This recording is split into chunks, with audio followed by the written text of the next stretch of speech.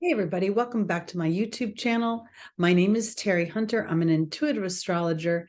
Today is February 4th, 2023, and I'm here today to talk about the transits of the week ahead. What we're going to do here is we're going to get the angels' advice for traversing the transits, how we can best take advantage of their energies, and be mindful of any challenging energies that offer us opportunities for empowerment through our aware and conscious choices.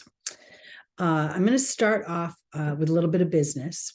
I'm recording this video today because I'm doing an event tonight, but normally we would be meeting 11 a.m. on Sunday live to do these weekly angel scopes, aka horoscopes. So if you have not joined live in the past, I hope you will start to join us. It's a fun group of people.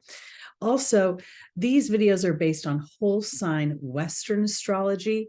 So when I'm talking about Aries, I'm talking about Aries rising. If you don't know your rising sign, you can go to any one of the free birth calculators. You just need your exact time of birth and location to determine that information. I believe the natal chart is the soul's intention for this lifetime. There is an awareness of the transits that we'll walk throughout this journey, especially big transits where outer planets that move very slowly will affect not just ourselves personally, but the conscious collective, because this again is opportunities for our soul to be a conscious co-creator in a place that feels very unconscious. So it's kind of exciting. I want to also bring up that we have had a series of full moons. Tomorrow, February 5th, there will be a full moon in Leo. This actually is the 5th full moon in a row at the 16th degree. There's so many layers to the transits right now that I feel like I'm a detective excavating these little bits of information. When we think of the 16th degree, it's the Cancerian degree. It's a very intuitive degree. It's a very nurturing degree. It is a degree that sometimes wants to avoid its inner knowing because it feels counterintuitive to what they're experiencing in the way of safety and security in the outside world.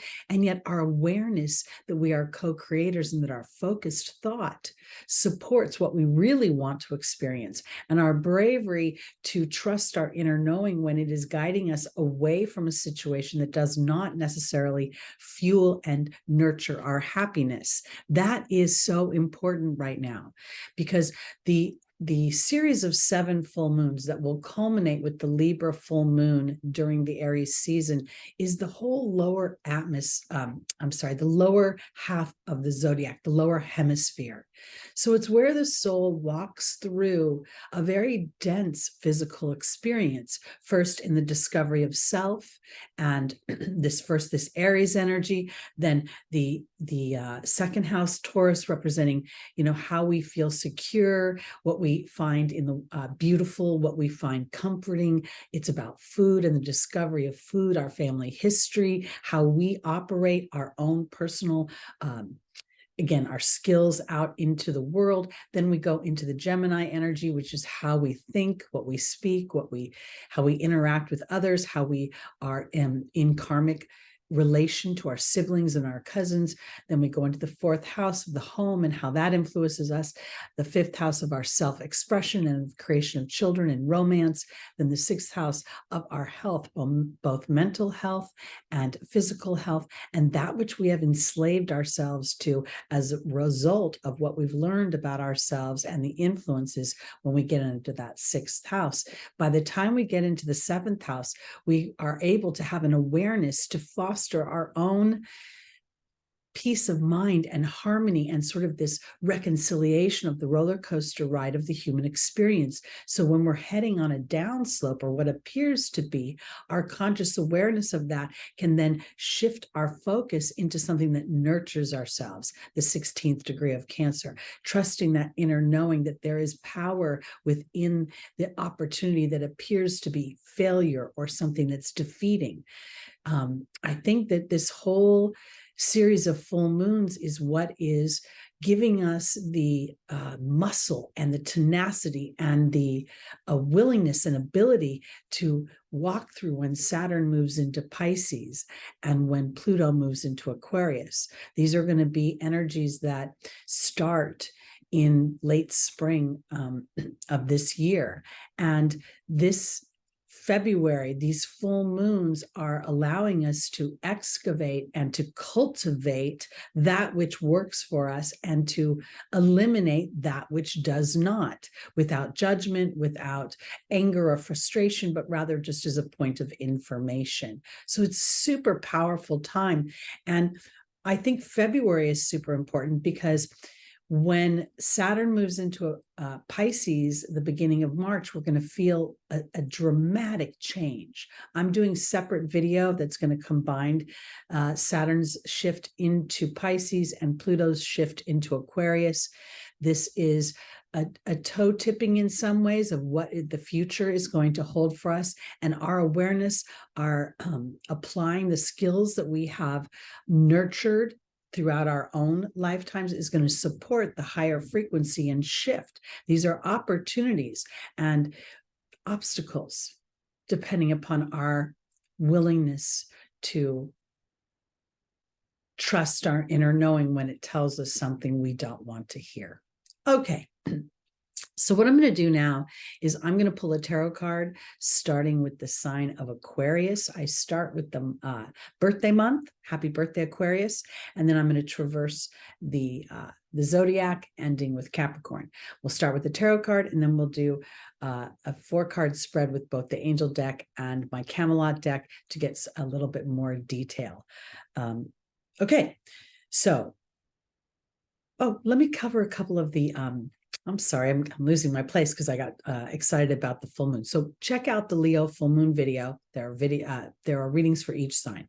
This week, I think some of the significant things are today, the 4th, we see a square between Venus and Mars. And Venus is in Pisces at 10 degrees. Mars is in Gemini at 11 degrees. The 10 and the 11 are both a series of ones. So again, I'm being really asked to be aware of my thoughts and, where I'm harboring anger or resentment. Mars has been held back in Gemini, and Mars is very frustrated right now because it spent 7 months in Gemini being grilled about how I think, and am I showing up in a way that's really engaging others, or am I inadvertently repelling them because I'm being too assertive? Now, when Mars moves into Cancer, Mars isn't going to enjoy that journey too much either, because it's going to be a real emotional journey of assessing what I've learned conceptually and intellectually. But I digress, because Venus being in Pisces at where she loves to be, it's her best friend's house. She is also being asked to start to put structures in, like literally applying the spiritual tools that she has developed over the years in regards to her self-worth and what she wants to birth into the world in the way of her creativity. And the Mars squaring it at 11 degrees Gemini, it makes me feel like that 11th degree is also considering 11th house matters, such as how will I be received over my network? Will I be able to foster my hopes and dreams? And I think this is where we go back, and Venus goes, if I love it, if I find value in it, if I'm excited about it, it will find its natural audience. The next, what I believe is significant event of this week is Mercury having its conjunction with Pluto.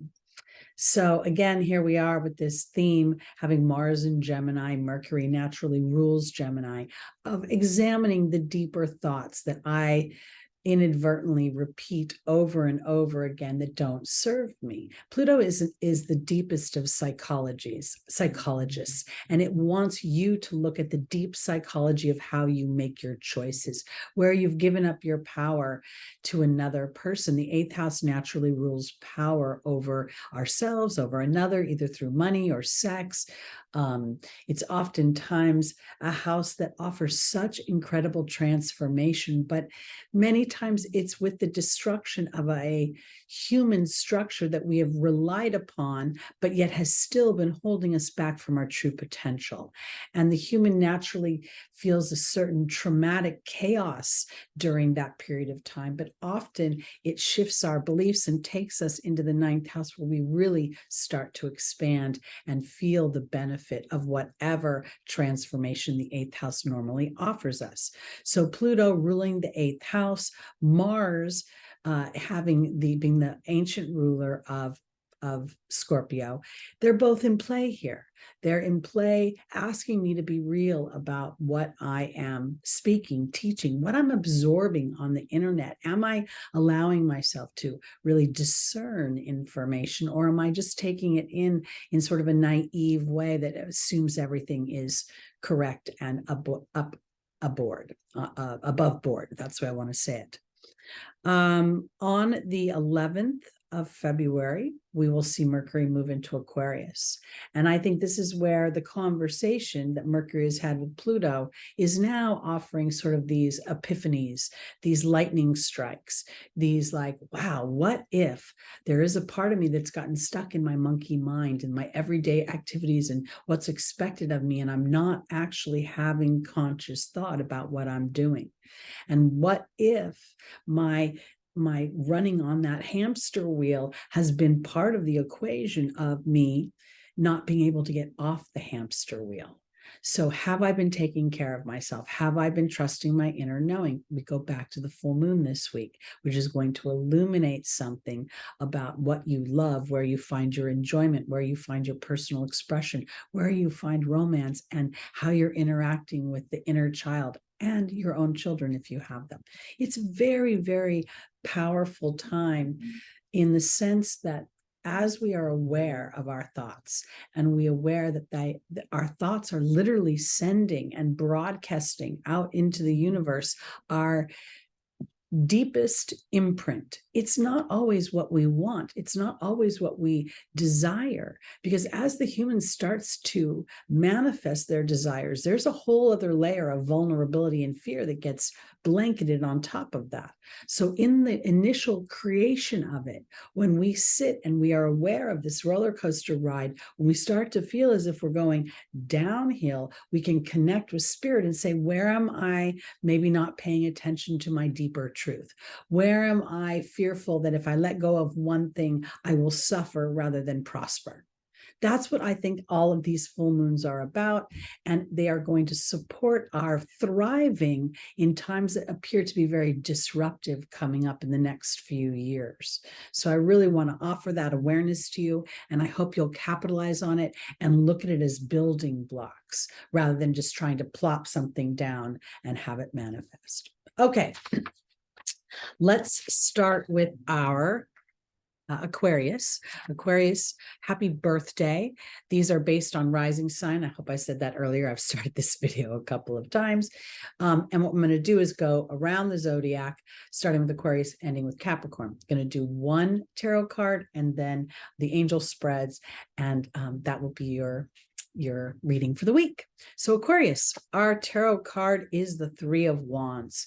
Now, this is a very interesting energy because it refers to being able to see your ship in the harbor, the ship of your dreams, what you want to manifest, but it hasn't quite come into the harbor yet. They're still floating out onto the seas. Now, I want to offer this. The sea is not blue here. The sea is yellow. It comes from the solar plexus chakra. The color around this character's head is matching that of the ocean. The 16th degree is the Cancerian degree that rules the ocean, rules intuition, rules emotions. Stay the course.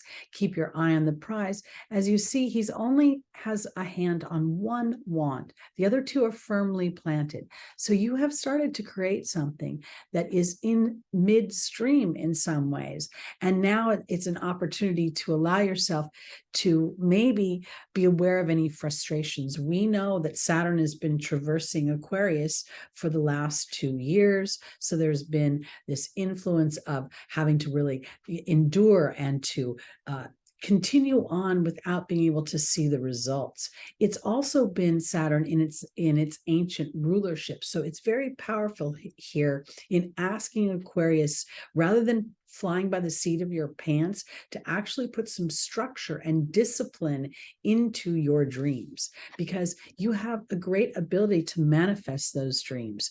And when Pluto moves into your sign, this is not always about the death of something that you love or someone you love. Sometimes it's the death of your singlehood, the death of your poverty, the death of your undeserving, the death of whatever doesn't serve you, and it thrives. And this is why Pluto is our friend.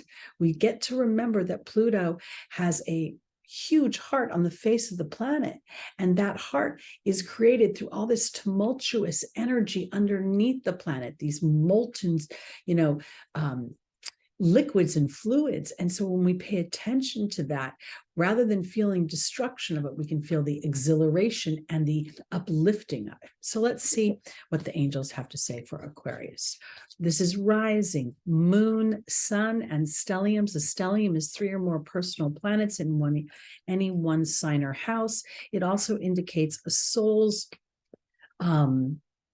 intention for experience and opportunity in this lifetime. Experiences that offer opportunities for choice. Choice is karma. Okay, Isaiah is our first angel, talking about new beginnings. Xana talks about protection. Seraphina talks about addition to the family. And Ariel talks about psychic experiences, connection with the divine source energy, your vortex of creation.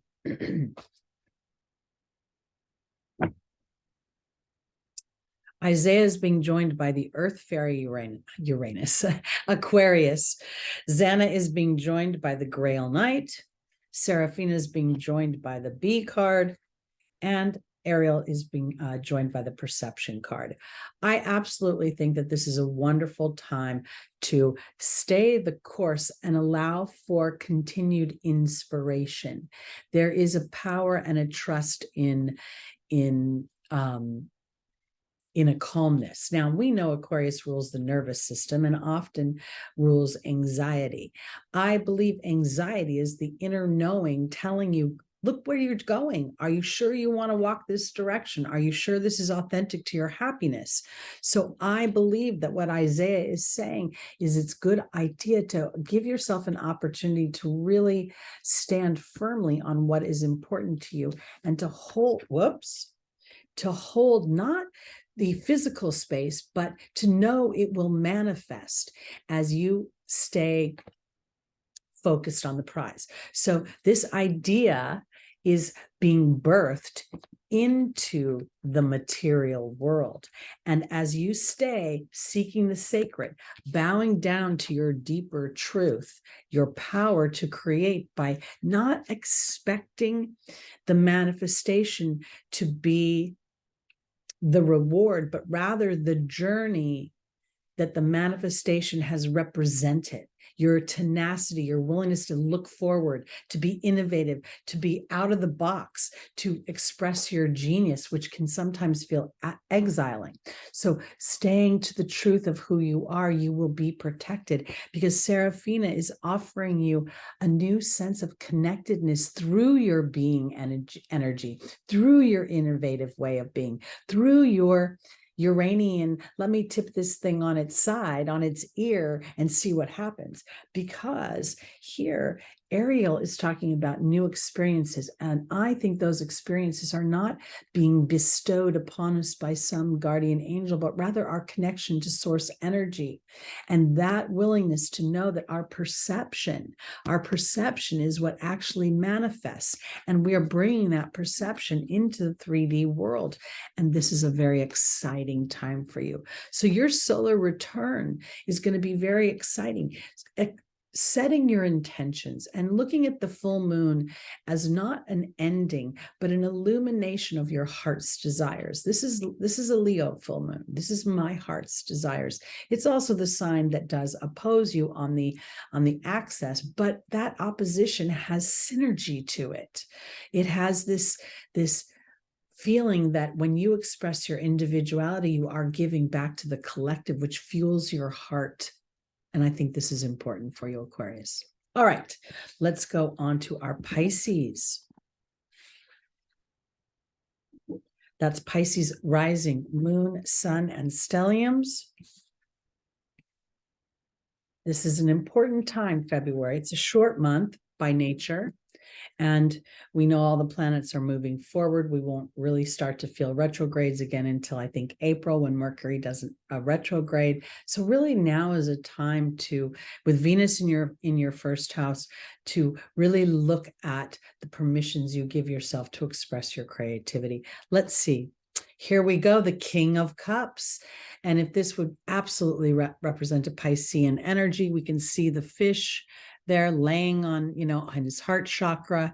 There is a certain amount of balance that he is purporting as he dips his toe into the water. And notice that toe has a certain illumination that is not in that set of waves. Behind him, there is that red ship, which is a concern for security and safety. And then we have that fish, which we don't quite know what kind of fish it is, but it's popping itself out of those little choppy seas. And there's a sense of feeling, I don't know, we could say fish out of water, but I feel like if that fish is out of water, it's because I'm toe tipping into my emotional body and my creative body. Pisces is extremely creative, imaginative, fanciful, enjoys music, poetry, art, dance, ballet. And I feel sometimes that Pisces doesn't always get to express that, because then there's that flip side of really being so overly compassionate to another person that you end up diminishing yourself. Let's see what the angels have to say. Pisces, our first angel is Indriel, the light worker. The second is Patience. The third is Bridget. And the final is Crystal.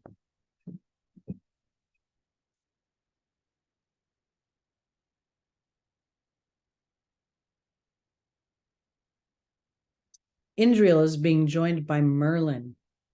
Patience is being joined by the Perception card. Bridget is being joined by the Queen. And Crystal is being joined by the Movement card. Okay, this is what I want to say for my Pisces, because I believe that Pisces is a very intuitive sign, but oftentimes within their intuition, it's more plugged into another human and how humans are feeling, walking into a party and feeling, all the energies in the room. Now I feel this is about becoming the king, becoming a master of your intuitive body, and that intuition and that creativity that is attached to that intuitive body.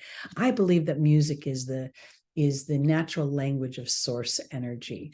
I believe that the vibrations that music puts out into the universe is similar to, or represents or is representative of our own vibration. We speak as humans. Most animals, they bark, they make noises, but we speak, and that vibration, like music, is sent out into the universe. So as you become aware of your energy and your feelings and your creativity and all of that inner workings, we are in the heels of a full moon. Today is the 4th, tomorrow is the full moon of February. And so here, I believe that you have an opportunity to experience balance and to experience a sense of justice as you allow the connection that you have to spirit start to feed you passions, start to feed you a new story of individuality within your imagination and creation, and on some level an awareness as to maybe where you've given that up or escaped from it. You've been afraid of it. There is a real polarity in the 12th house, because the human can define it as loss, but in spirit's point of view, is going back into the collective where you are being reborn into your natural energy. And the reason that soul chooses to come into this dense experience is because here is where exhilaration exists through the unknowing. So now is an opportunity to really observe and study your own perceptions and to be aware of where you have given up your authority. We see the king and the queen. This is a receptive energy. And I feel as if this is a little bit of a challenge for Pisces in general. So when a Pisces or when a soul chooses to incarnate with their ascendant as Pisces, this is a real opportunity to, the first house is the house of self, and the 12th house is the house of not seeing the self. So there's a huge, huge life path attached to seeing yourself. And now we see movement as you connect to that which you cannot see with your physical eyes, but you can see and feel with your light body. So I think that this is a week where you will see an illumination and potentially about what you create, what you imagine, what you give, permissions you give yourself for your own unique individual expression. You know, Pisces rules film, it rules photography, it rules poetry. I mean, I said it earlier, but still there's so many beautiful things. And when we focus on that versus the escapism, the allowing ourselves to be deceived or to pretend we don't know something that we know. When people around us behave in a certain way repetitively, we can't pretend that that's not a pattern and that that's going to suddenly go away. So a bit of awareness about that without judgment or criticism, it presents opportunity. All right, let's go on to our Aries.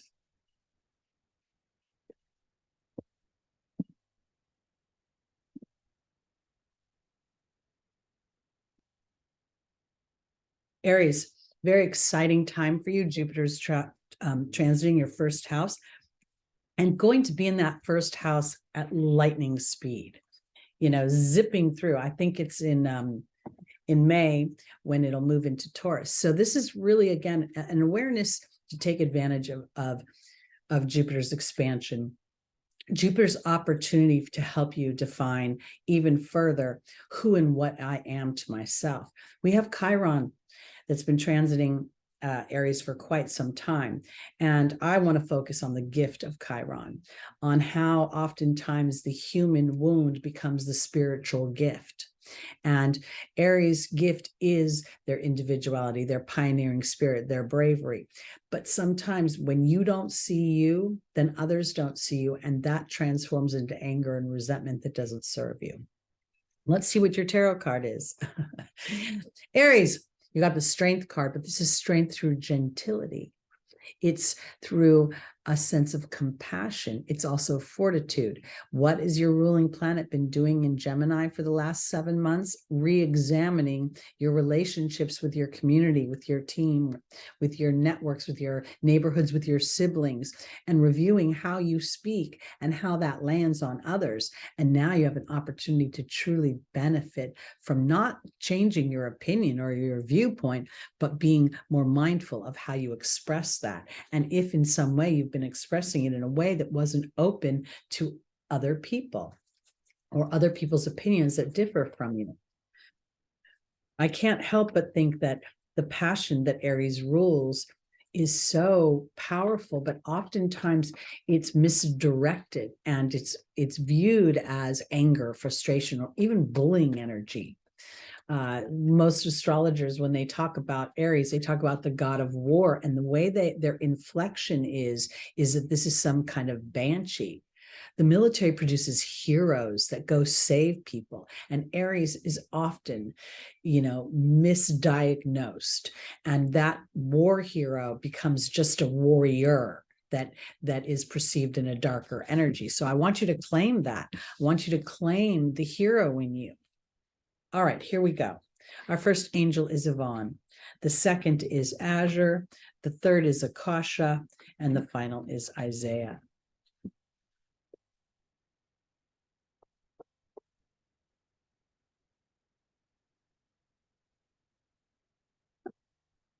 Yvonne is being joined by the dragon. It's all about your power, Aries. It's all about your power. Azure is being joined by the burden card. Akasha is being joined by the communications card. Oh gosh. And Isaiah is being joined by the fire fairy. Okay. All right. So this is what I want to say. I'm an Aries rising, and I absolutely manifest that rising often. And as I've aged and I've become more seasoned, I'm aware of my energy and how it lands on others. Because in addition to the strength card, which is really a gentle energy and a fortitude to continue on with this energy beyond what I can see, the magician and the strength card, as I recall, are the only two major arcana that have this infinity symbol. At least the two I can recall off the top of my head. I'll be more mindful moving forward. But this is of knowing that what goes around comes around. And as I hold my strength and I hold my position of goddess or god, I don't just tame the beast outside. I tame the beast within that gets the outside to succumb or to surrender to my gentility and my power. Now Mars being frustrated in Gemini, moving forward finally, but only going to move forward into the sign of Cancer where it's in its most challenging dynamic. So now there's a vulnerability to Aries learning about their gentle approach, but determined. It's not about giving up your wants and your desires. It's about understanding the landscape a little bit more. Aries is known to charge ahead without looking. And, you want your outcome already. You're feeling a bit burdened by this journey. I'm not going to deny it. And I'm not going to pretend that it is not a frustrating one. But this is also where Aries is learning that their frustration could inadvertently be kicking in the law of attraction, bringing more frustration, because you're learning so much about being in Gemini. There's the sign, communications, and here's Akasha, the teacher.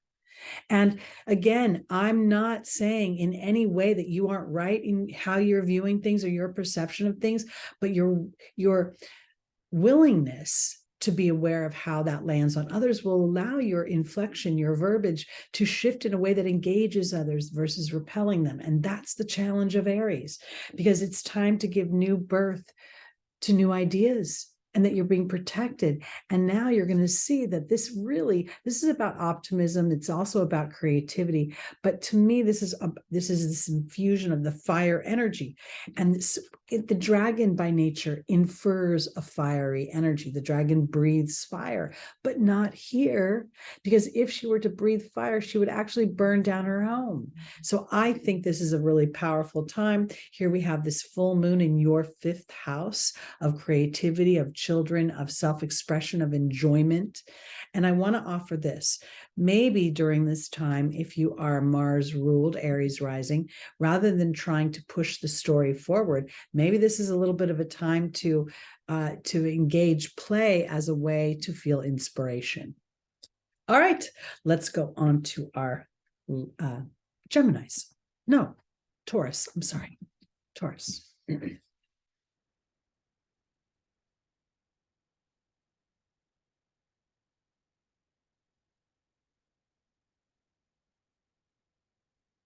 All right, our tarot card for Taurus is the King of Swords. Now, I always love this because when we look on examination, the very top of the throne, there is two crescent moons surrounding a butterfly.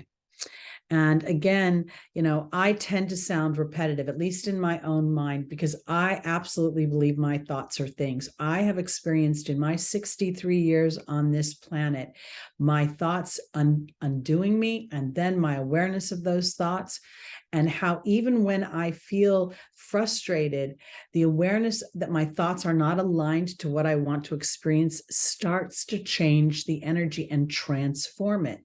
Because I want to say this, we're in an energy, Taurus, where you have had Uranus going through your house for quite some time. First house of self, this is the house where our family has attributed to our self-worth.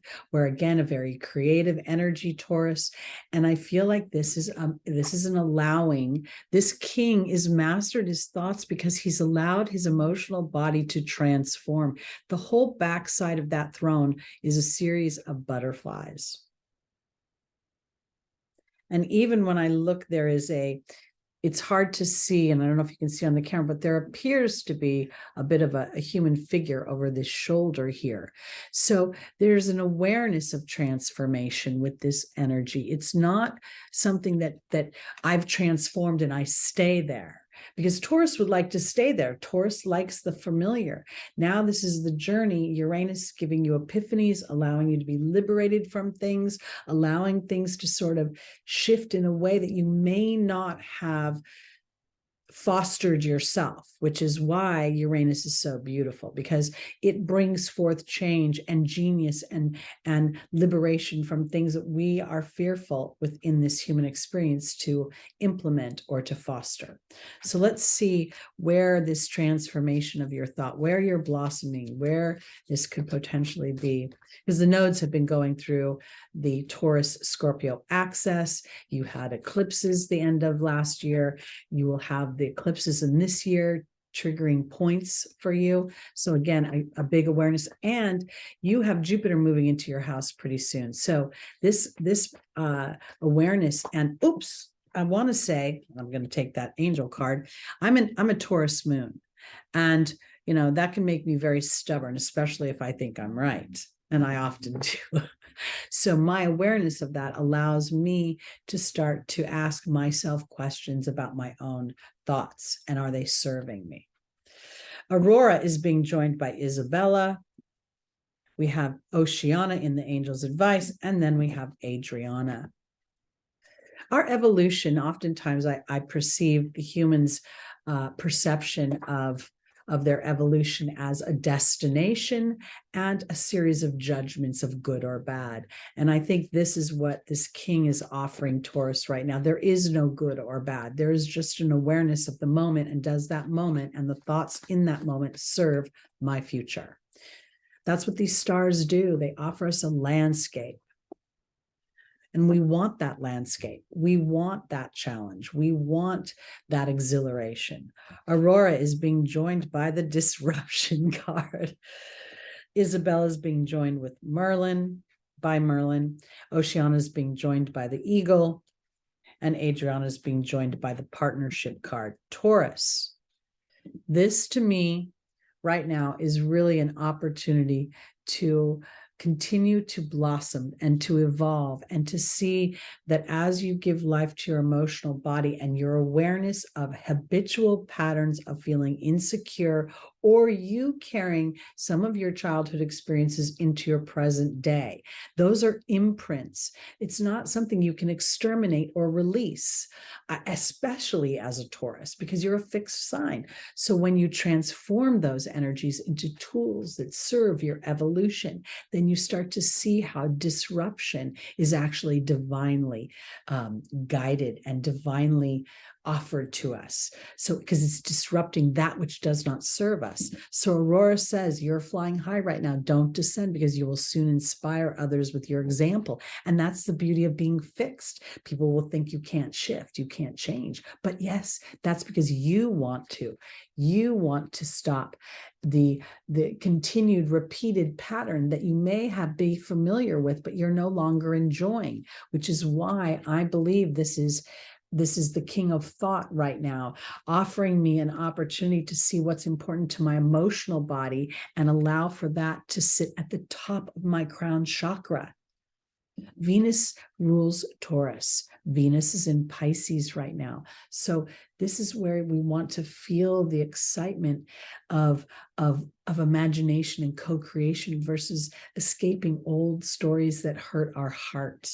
Because Isabella is saying, yes, the timing is right for you to have this balance. And balance is an understanding of the ebb and the flow. Balance is not static like this.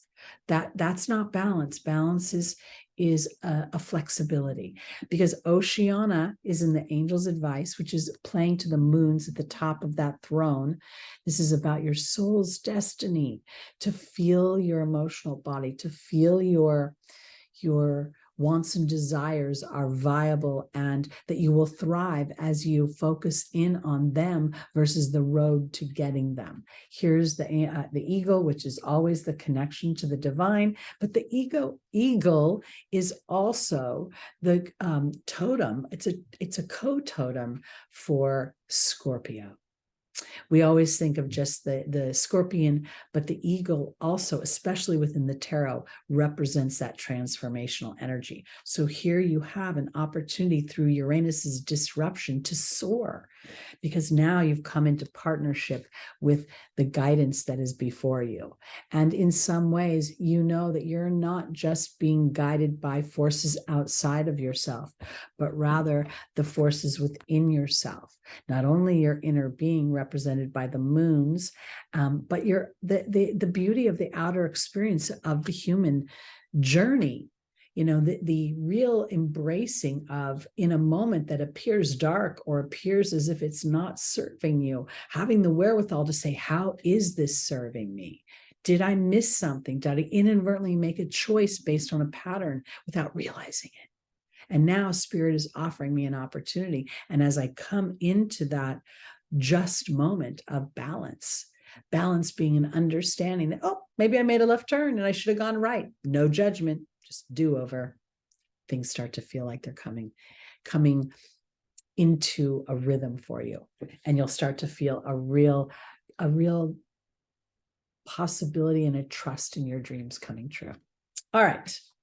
Let's go on to our Geminis, rising, moon, sun, and stelliums.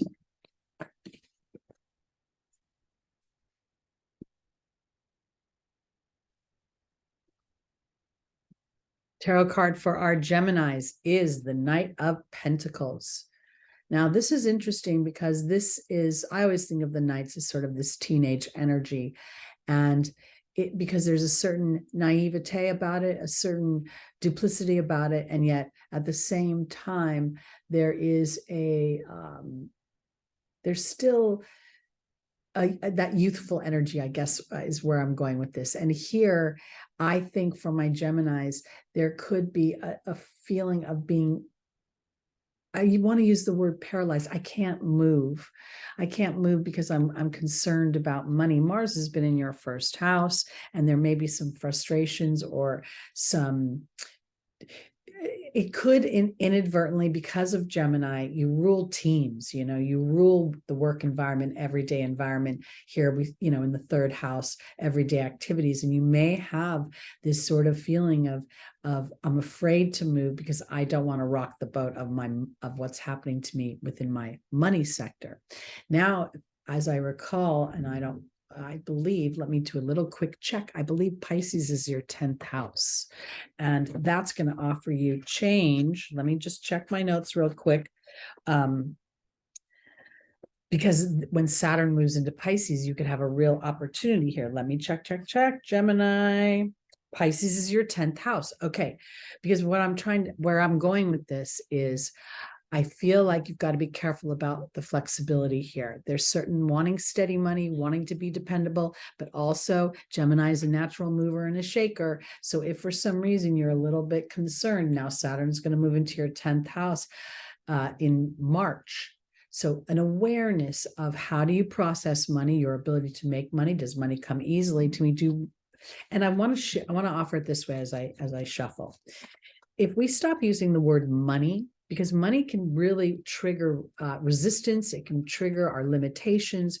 But when we start to say resources, so whatever you need comes to you, is provided, however Spirit brings that to you.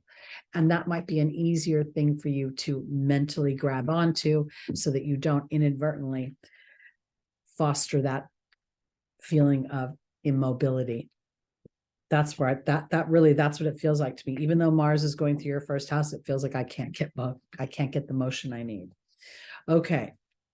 So our first angel was Rochelle. As you follow the guidance of your heart, prosperity is coming to you.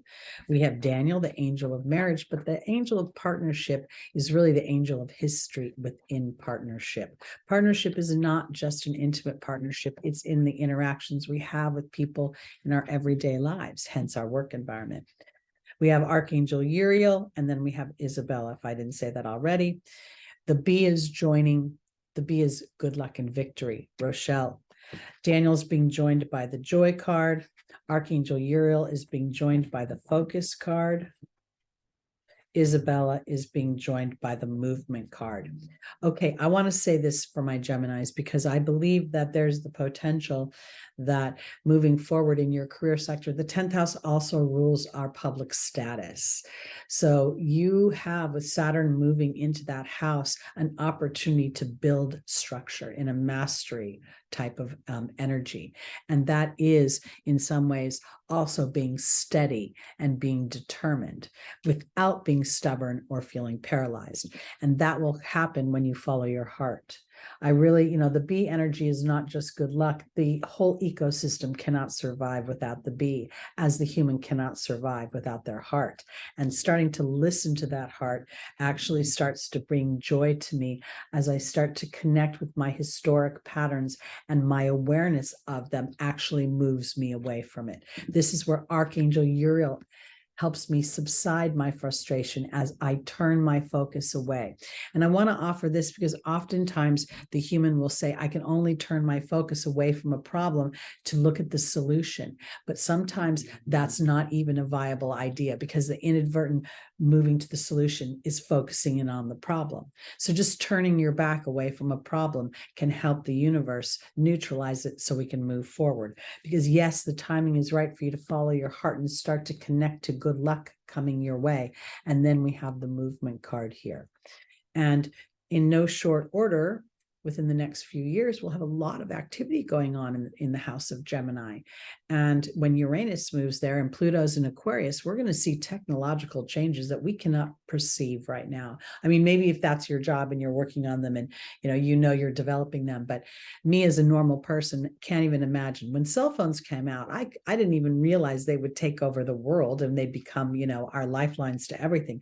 So there could be opportunities that are coming up for Gemini that this moment now, as you learn to trust your heart and to trust to seek joy in your partnerships with your workmates, your teammates, your exes, your children, everybody in your environment. And if they're not bringing you joy, then realize, oh, this person is going to trigger me, and then turn away from it for a minute. I can't pick up the phone in that moment. Not feeling an obligated energy sometimes actually brings in an opportunity for balance. All right, let's go on to our Cancers. And I can't help but think that every single one of these full moons has an element of influence over you, because it's at your degree, and there are 7 of them. We are in a 7-year. A lot of synchronicity going on when we pay attention to the details. All right. As above, so below, the Magician, Mercury. This is where the very first energy that the soul meets as it endeavors this human experience is as above, so below. And I referenced earlier that, as I am aware, these are the only 2 major arcana cards with the infinity symbol. I'm going to pay a little bit more attention to that, but this is very, very powerful, because this Magician is where I start to really kick in the laws of attraction. I know that everything I need is be provided in the material world as I connect with this energy. This is a snake, and this is around my gut. My inner knowing. This, the gut is the intuitive body. So let's see, Cancer, rising moon, sun, and stelliums.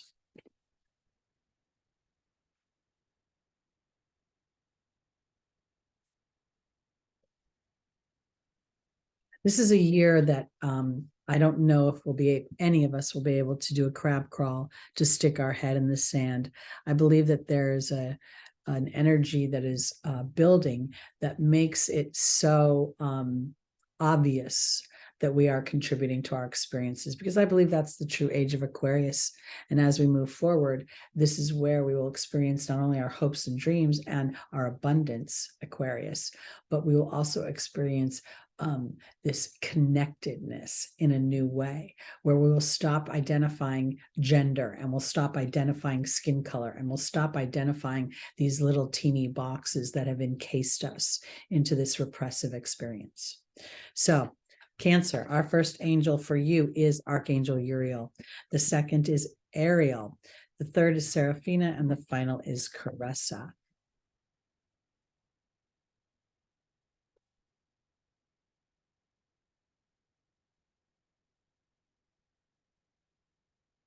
Cancer, rising, moon, sun, and stelliums.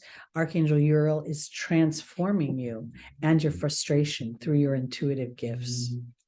Ariel is being joined by the perception card. Seraphina is being joined by the novice. And Caressa is being joined by the trust card.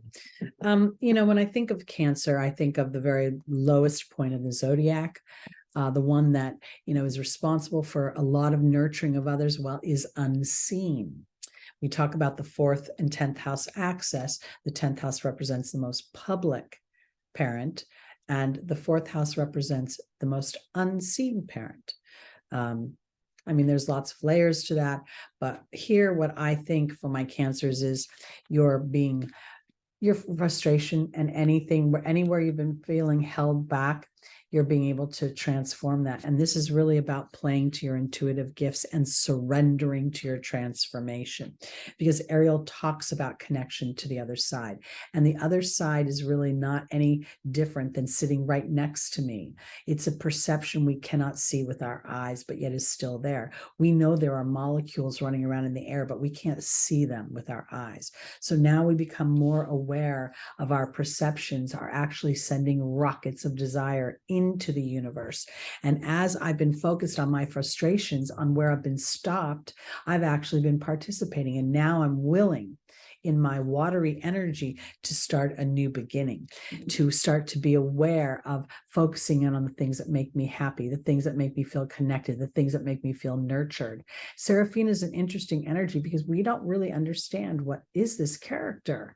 It feels almost like some sort of weird alien, but this doesn't feel like a dark energy. It feels like a divine energy. It's riddled with purples and blues, and this connection. This is where the novice, you have this new beginning of connecting with an intuitive part of your body that is watching over all of you, your children, your family, all the things you hold precious to you, and your willingness to continue to see, am I joining the party? Am I focusing in on what I want to create?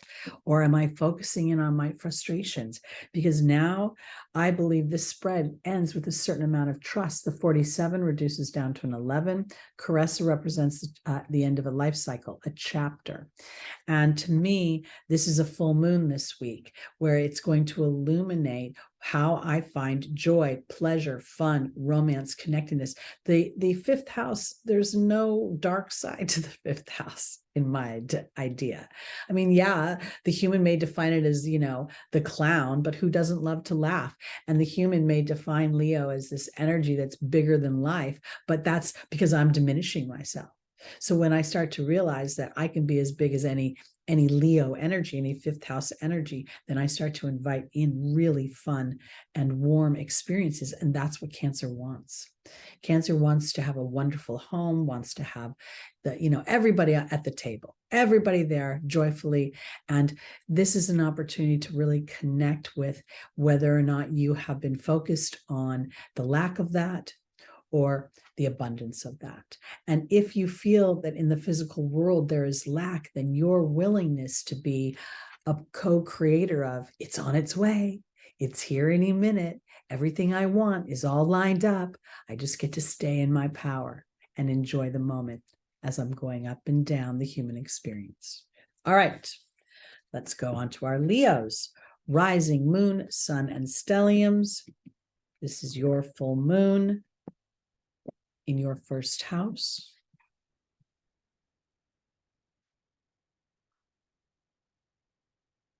Oops. All right, our tarot card is Victory in the form of the 6 of Wands.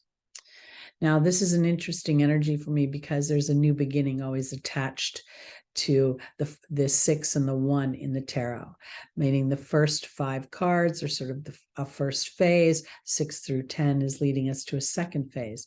So here we see a certain victory. Let's see where the genre is, what area of life can we feel victorious? Because I would imagine that as Saturn is getting to those later degrees of Aquarius, a lot of Leos might be feeling some tension actually released, because that opposition can feel dampening. All right, Leo, our first angel is Chantal, the angel of romance. The second is Vanessa, the angel of faith. The third is Patience. And the final is Caressa. Victory in love? Are we looking at victory in love? Let's see. Or the things that you love. All right. Chantal is being joined by the Lady of the Lake. Vanessa is being joined by the Cow. Patience is being joined by the Love card. And Caressa is being joined by the Disruption card. Okay. This feels a little funky to me because we know the full moons are the culmination of a cycle, the illumination of something, information coming to me bright and full. Now we have victory, which is an interesting thing, but there's a little part of me that says, Leo, you may have been, the victory may not be victory over another person. It may be more about yourself. It may be more about claiming the love you need and the way you need it, and being able to allow that expression. Leo rising has an Aquarius 7th house. So your relationships can be very unusual and different and innovative. You know, there can be a bit of arguments because there is that, you know, little bit of fire attached to Aquarian energy, unexpected stuff. But here, this is Chantal now talking about romance, and the Lady of the Lake talking about self-respect and self-responsibility in love. And Leo, you know, oftentimes is, you know, how can I say this gently? We need an audience. In romance, you can't, I mean, sure, we can try to buy ourselves flowers, but it really is not as much fun as someone else buying us flowers. Okay. And I feel as if there's a part of you that gets to be, will be victorious as you become more aware of taking responsibility for loving yourself as a way to demonstrate how other people get to love you. So here is Vanessa asking about faith or fear, and here's abundance asking and receiving. And the patience card is about studying and being aware of how I feel loved. When I'm looking at this right now, there's a very weird feeling of something disruptive, something that may appear to be loss or appear to be negative turns into something positive. And I feel as if, while I'd like to make this about love of another person, I think the victory comes from Leo for recognizing whatever Saturn's opposition has presented to you. Now you have more information to define what you want. Because when I see this disruption card, and I see Caressa talking about the end of a life cycle, I think the disruption is actually going from feeling loss or feeling something that wasn't working into feeling victorious, because now you're being more willing to express yourself. But in that expression, there is a sense of loving energy attached to it, so that I can start to renew my faith in that I will be able to give and receive. I want to offer this because the human tends to get assertive, and when they're angry, their voice goes up, they get bigger. Maybe there are people that actually get smaller, but oftentimes we see aggression follow anger and frustration. Leo, this is not a time to roar. This is a time to purr. And to purr for yourself, to nurture yourself, to look at this 16th degree as, am I giving myself the things I love, or am I looking for the audience to provide them? Because as you provide them for yourself, the audience will naturally follow suit. And if the audience is your love interest, or you want to feel more love, you want romantic love. I'm not talking about the love of your best friend now. I'm talking about love of a intimate partner. Then part of that is you being willing to be that purring kitten, and not just, sometimes people think that if you love me, you'll know how I need to be loved. And I'm not sure that that's a fair thing to assume. So here, as you teach the object, or you teach yourself to show up in ways that are loving, you will naturally start to receive more love from the outside world in a more authentic way. And it may feel a bit disruptive in the beginning, but it will offer a victory to you. Don't be afraid of the full moon. Okay, let's go on to our Virgos: rising, moon, sun, and stelliums.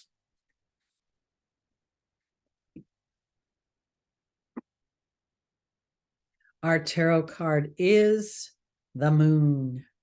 Now, traditionally, The moon is considered a card of confusion. I can't really see very well. The dogs are howling at the moon. We have a full moon. I want to say this. I think that the silos in the background of this card are some sort of imprisonment of my emotional body. My confusion comes from a feeling of not being able to make a clear decision because of the effect it may have on the pack. Now let's see how that plays out. I'm always kind of confused by that lobster, that's crawling up out of the water there. It's a crustacean. So I'm not really sure of how I want to interpret that, as much as I feel like it's an elevated version of a crab. I don't know why. It also is a bottom feeder, as I recall. And there's the potential that this, it's time to crawl up out of the emotional lack and come in and out of the prison. Meaning, are you feeding yourself? Are you fueling yourself? Our first angel is Adriana. The second is Opal. The third is Akasha. And the final is Maya. This week, your ruling planet is going to have a very, very intense conversation with Pluto. And Pluto, still being in Capricorn, is really going to say to Mercury, what kind of structure are you building? What are you thinking about? Is this what you want to the depths of your soul? Or is this what you think is expected of you? Because there are thoughts that I think are imprisoning you. Those silos make me feel like I'm confused because I feel like I'm trapped somehow. So Adriana is leading you to the answers to your prayers through an unstable new beginning, the novice. Opal is being joined by the power and strength card, the dragon. Akasha is being joined by the raven, and Maya is being joined by the goblin. Okay, I'm going to say this gently but lovingly to Virgo. If you feel enslaved or dutiful to something in your sixth house energy, which is actually your first house, it's an opportunity to shift that. There is some key themes in the sixth house of Virgo, which is my health, my mental health, my physical health. It is my work and what I feel enslaved to in the way of work. It also refers to my pets. But I want to offer this because the moon is confusion, but I think this is confusion because I'm not giving myself a new beginning. And if things are starting to feel like they're pinching, again, we have a full moon this week in the sign that it would be your 12th house. So maybe you don't give yourself an opportunity to enjoy, to feel pleasure, to feel the king, the king of the zodiac within you, or queen, because you're being led to a new beginning. And I always believe that that new beginning is about opening up a space within my mind and my emotional body, and then moving forward. Because here, this is Opal. Opal represents God and the angels, being in charge of your children. They're safe on heaven and in earth. And here is the dragon, which is a calm energy, but an assertive energy. If you are a Virgo of childbearing years and you're having challenges, in the health sector, I believe this is going back to your heart, going back to an inner knowing, asking yourself, did my soul contract to have an experience where I would suffer this situation or this energy? Because Akasha is teaching you something about timing of things, the magic of things, and also about overly picking the bones of something. For me, this raven is flying off of this skull because there's no more meat here. And that skull represents the past to me. It represents old, dead things. What does Pluto represent? Old, dead things. And, well, death and decay. Okay, so now I think this is a childlike innocence of your power and strength to foster a new beginning and to truly, in many ways, learn about how the human ego has imprisoned you to duty that maybe is no longer necessary, or to a way of thinking that's no longer necessary. The ego is the place where we feel our exhilaration, but we also feel our fear. It is the one that is the most on the seesaw. Our inner knowing is definitive, and it is solid, it is steel. And our survival instincts are completely instinctual. In the middle there of our personality and our ego is where we go back and forth between these 2 points. So here you're learning about this and how maybe your ego in the human world has tethered you, and now spirit wants to offer you a new beginning. So if you've been contemplating wanting changes and yet you can't see the road to them, you don't need to see the road because you rule the roadways, but you do get to be aware of your thoughts. And if your thoughts can plug into how it will feel when you experience the release of any thoughts that are imprisoning you, or situations or people that are imprisoning you.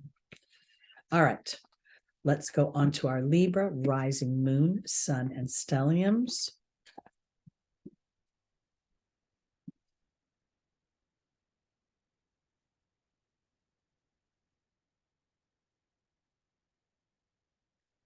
Libra, 6 of Swords. This is a travel card. It's a card of going from kind of choppy waters. We're at the end of maybe sorrow, the end of a situation that felt unpleasant in some ways. And if we look, the sword deck always seems to be, there's a certain amount of balance. The swords are rarely all over the place, maybe with the card number 5, but with most of the swords, they're lined up. And that's because we tend to focus on our thoughts and what we can see. And the character here that's driving the bus is the one that can see over the thoughts to the calmer waters. So let's look and see where Libra is traveling to, how you're traversing the thoughts that have been imprinted upon you. Because we all have an imprint. Our first angel is Libra, Omega, victory. The second is Archangel Gabriel, the angel of communication. The third is Layla, and the final is Maya. I think one of the best blessings I have ever been given was the awareness of my thoughts. And maybe that's my Libra sun, but I have always sort of naturally been aware of thoughts or things. And I don't know that I was an aware co-creator, but I would notice a pattern. If I put my focus on something, it would happen. Even one of my friends said that to me once. He's like, I don't believe you. You know, you start thinking about something and it just shows up in your life. All right. Omega is being joined by the Truth card. Archangel Gabriel is being joined by the Hawk. Layla is being joined by the Movement card. And Maya is being joined by the Baird. Libra, this is victory. And victory with truth is what you represent. You represent justice. You represent, fairness, a deep truth. And I think this truth is that somewhere, whatever you've experienced in the way of sorrow has been moving you towards what's going to make you happy. And that's part of the Libra balance, up and down, because the Hawk is offering you signs and omens about your thought. It's an 11.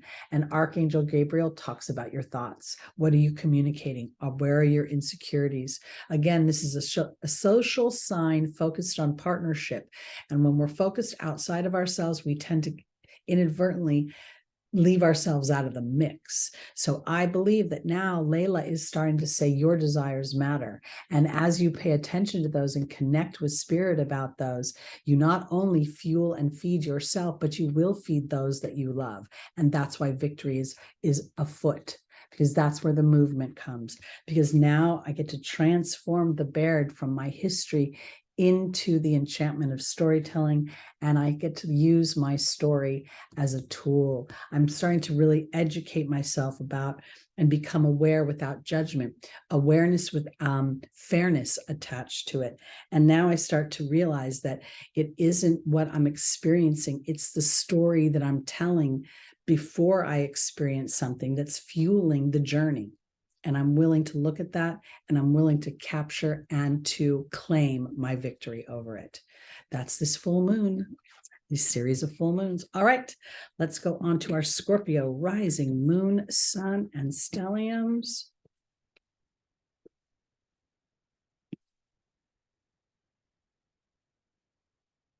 Take a quick sip of my tea. All right, our tarot card is the 8 of Wands. This is the only card in the whole deck that doesn't have a character in it. This represents endings, information, news, and conclusions. All the swords appear to be flying into the earthly plane, which also means that something is coming into fruition, and there may be information about that. Now we have a full moon. Full moon in Leo also represents endings. Could be the ending of something we find unpleasant or distasteful. Could be the ending of repetitive thought. Let's see. Scorpio, rising moon, sun, and stelliums. Azure, your desired outcome will happen in the near future. Archangel Uriel is anger and unforgiveness. Celeste is in the angel's advice, and Daniel is in the final position. Wow. Okay. Scorpio is again another fixed sign. And I think one of the challenges about Scorpio that's different from the other fixed signs is Scorpio's psychological awareness, knowing the patterns, feeling them underneath the underbelly of people's actions and behaviors. And so here I feel like there's a part of you that comes into alignment with that talent, with that gift, and being aware of how you use it. Azure is being joined by the transformational swan. We have Archangel Uriel that talks about anger and unforgiveness replaced by gentleness and diplomacy. Celeste is offering, or is being joined by the horse, offering us new experiences as we go a new direction. And Daniel's being joined by the perception card. It's a new day for how you perceive relationships. Scorpio. Azure is saying your desired outcome will happen in the near future. Have patience and faith and don't try to force it. And this is where you get to transform from the ugly duckling to the swan. And that's because you're connecting to a deeper inner knowing, and an inner knowing that is accepting your behavior in a way that is not reactionary, but rather you're brave. You're co-ruled by Mars. And if someone tries to feed you BS, you are going to have a knee-jerk reaction and shoot it back at them. And then you may have the wherewithal to say, oh, I did not intentionally speak that way, because you're working on anger and unforgiveness, and there's gentleness and diplomacy. And I think that Archangel Uriel is trying to, there's a bit of a villain attached to the Scorpio energy. It rules criminals, mobsters, rapists. It rules the dark side of sex, dark side of the human experience, extortionists and hackers, people who hide in the dark. And I feel like this is, again, where certain signs and certain planets get assigned an energy that's just unfair and kind of ridiculous. Because I believe that this is where you get to transform that. This is where you become a much happier human being, because you're aware of how you think, and now you're willing to shift that thought by moving in a new direction. The horse is very Sagittarian. And what house comes after Scorpio? Sagittarius, where I start to really re-examine my beliefs as a result of whatever trauma or chaos I've experienced.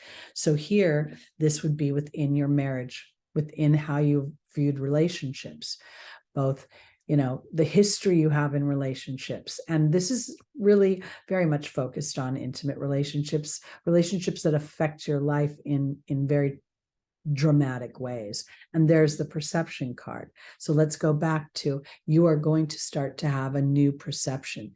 And that perception is going to be that maybe you're not the bad guy, but that you were inadvertently fueled into behaviors that are natural to you. And now all you get to do is apply conscious thought in how you want to show up. I think this is really important, because I think that with this information card and the ending that it can represent, it means I'm done lowering myself. I'm done feeling less than. I'm done taking on this image that you have superimposed upon me. Sure, maybe I behaved that way a few times, but I just didn't shoot out of the couch that way.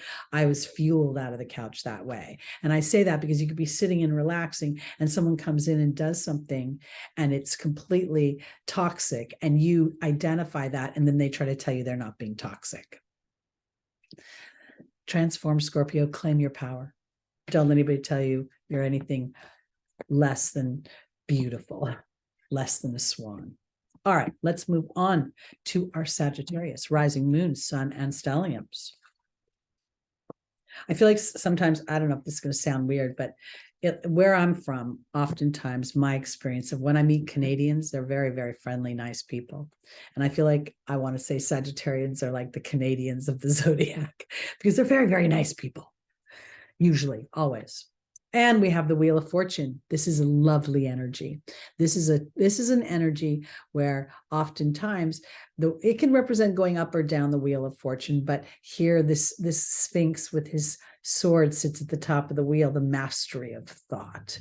Fear sits at the end of the wheel, below the wheel, where we can't see. And now we have all the elements represented within the tarot. There's a mastery which feels as if it supports that wheel and the evolution that it offers. Let's look and see.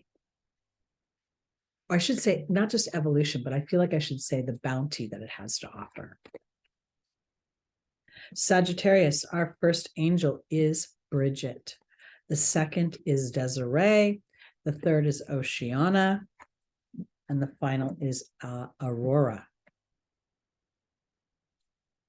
I think I might have not said Aurora before in another reading. I might have said Azure accidentally. Okay, Bridget is being joined by the Burden card. Desiree is being joined by the Love card. Oceana is being joined by Merlin. And Aurora is being joined by the Fear card. I want to offer this because the sign Sagittarius really rules large concepts like who am I, what am I? It's diverse, multicultural. It is represents higher learning, meaning masters, PhDs, really big, broad thoughts about big, broad topics. And here, I feel like if the Wheel of Fortune, it could be representing being in the middle of a process. That's how it's looking to me. And right now you can't see the results. So this feels like a bit of a burden. And yet Bridget is saying, look deeper into a situation. Oftentimes when I'm going through a challenge, I get very dramatic and I think to myself, I'm going to push a shopping cart. Oh no, I'm going to have to, get evicted from my apartment. And then I get aware of these weird dark thoughts that I have. I'm like, that's ridiculous. I'm not aligned to that in any really strong way. And I've worked very, very diligently and tenaciously to be aware of myself. So now I'm going to project love on myself because Sagittarius, Desiree is really looking deeper, or Desiree is saying, Bridget's saying to look deeper. It might be a little bit of a burden, but conditions have not been favorable for the wheel to move towards what you love. And at the same time, the angels are offering you alchemy as you continue to follow your heart and your soul's desires, regardless of what you can see right now, because you're soon going to rise and experience exactly what it is you want. And in doing so, you will serve as an example to others about how you walk through fear. This is my absolute 100%, put it on my gravestone, belief. Fear is the thing that makes us feel exhilaration.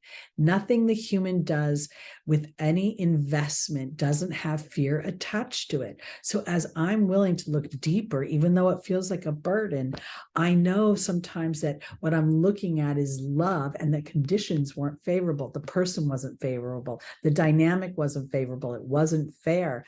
The thing about Sagittarius is it's a mutable sign. So sometimes, again, and there's other planets that become involved, but in the sense of cooperation, you may defer.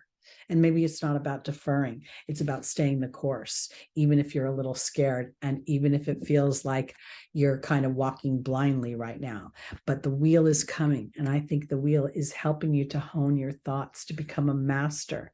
And these could be ancient thoughts, things that come from your soul's DNA, not just this physical life. So this is a week where I think you're going to actually feel pretty good about things, as maybe you find out that some of your fears weren't even true. And you're so excited about that. All right, let's go on to our final sign, Capricorn, my little goats. So I was listening to, I think it was Rick Levine the other day, and he was talking about sea goats. He was talking about Saturn in Pisces. And I'm like, sea goats? That felt like it was talking about building in the ocean. I just kind of laughed. Anyway, all right. Capricorn, the Empress is here. Oh my goodness, this is so fun because the Empress really experiences so much bounty and ease with bounty. She's very Venusian. And Capricorn, you've been having Pluto going through your first house for, decades, over a decade and change. And I want to offer it this way because now I think that there's this coagulation as Pluto moves, it's at those anaretic degrees, anaretic degree being the 29th degree. I kind of take that as the 28th degree as well, because we're at that mastering of our thoughts, building new structures of thought, being aware of our fears, our repressions, our limitations, our obligations. And as that your plan, as Pluto moves into Aquarius, I feel as if there's going to be this opportunity to really build structures in a whole new way. And I want to offer it this way because I think in some respects you've had your ruling planet going through its signs of domicile for for about 4.5 to 5 years. First in Capricorn, then in Aquarius. So now when your ruling planet Saturn moves into Pisces, there's a mastering here. And to me, this Venusian energy is really a very high vibration of that opportunity. All right, so our first angel is Archangel Raphael, the angel of healing. Opal is in the opportunity or the obstacle. Francesca is in the angel's advice. And finally, Bethany. And if we think about the leadership that Capricorn represents, the public office that Capricorn represents, there's a lot in many ways going out into the material versus the emotional body, the interior body. And maybe this is why we have the Empress here representing Venusian things, like what I find comforting, what I find to be beautiful, how I find a sense of pleasure through art and through expression of creativity. We have Archangel Raphael and the love card for my Capricorns, Opal and the horse. We have Francesca and the hawk, and we have Bethany and the fire fairy. I want to offer this full moon to me is going to really illuminate, I think, joy and pleasure for Capricorn. I'm not necessarily going to outside love, but inside love. I feel like what the Empress is representing is the Taurus energy of, my home, my comfort, my pillows, my bed, my good food. And here's Archangel Raphael offering an epiphany and a healing and a balancing through love. And I'm going to go to the final position because Bethany is about self-care. And this is about optimism and creativity. And I feel like my Capricorns they get pigeonholed into that sort of, stiff, limiting energy when actually there's so much more under the hood there. And here now, I feel like you are finally in the opportunity, the obstacles, purporting new beliefs about yourself. Here's our Sagittarian energy. And here's this connection where you're a child of source energy. You're a child of the universe. You're starting to understand something bigger than just this 3D earth experience, because you're starting to pull your sight up above the things you used to think were negative. I feel like there's been an awareness that Pluto has brought to Capricorn and a host of other energies that have traversed through your house of first house of self over the last few years. I mean, if we think about it, your ruling planet being in houses of domicile for the last 5 years or so, 4 or 5 years. And then we've had Jupiter go through those. We've had Pluto obviously hanging out. And I can't think of any others right now, so I'm not going to try to stretch myself, but I want to offer it this way. As you do the things you love, as you let this Leo full moon of entertainment, fun, and hobbies sort of put a culmination on the things that you feel obligated to enjoy versus the things you authentically enjoy, I feel a new sense of inspiration coming for you, and an inspiration that feels long-term and sustainable, and a way to express yourself creatively within that. And I don't care if you're a finance person or an artist or a skater or a dancer, or you work at the toll booth. I don't really care. There's going to be a new sense of self-love and self-awareness that leads to you engaging in more activities that fulfill your heart and your fun body, your enjoyment body. Okay, that's it for me for this week.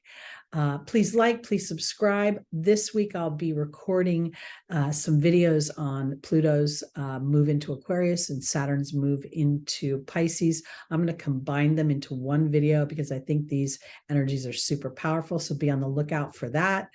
And please like, please subscribe, please hit that notification bell so you know when the information and the content comes out.